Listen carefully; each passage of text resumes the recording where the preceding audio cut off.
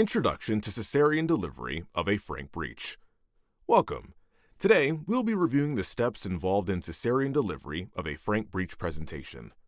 After the uterine incision is made and the amniotic sac is opened, the surgeon guides one hand into the lower portion of the uterine cavity to locate and surround the baby's buttocks.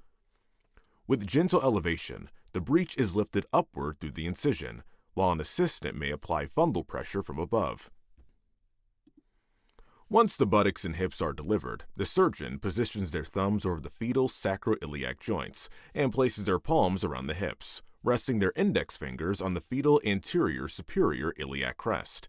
This hand placement helps avoid putting pressure on the baby's internal organs. As traction is applied, the breech and hips continue to emerge, followed by the legs. To deliver each leg, an assistant carefully cups one leg at the femur, flexes the knee, then flexes and slightly rotates the hip laterally.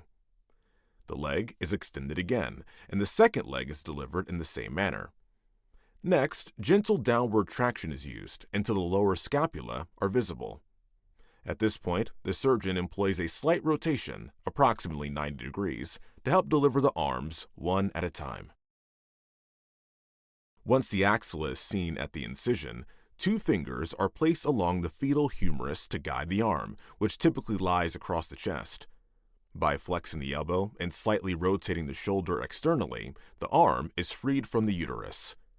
The baby's body is then turned 180 degrees to deliver the opposite arm.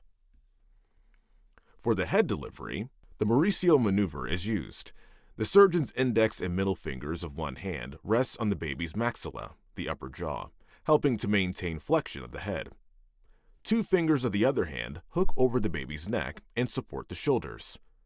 With simultaneous gentle traction and flexion applied both at the neck and maxilla, the breech is lifted toward the mother's abdomen.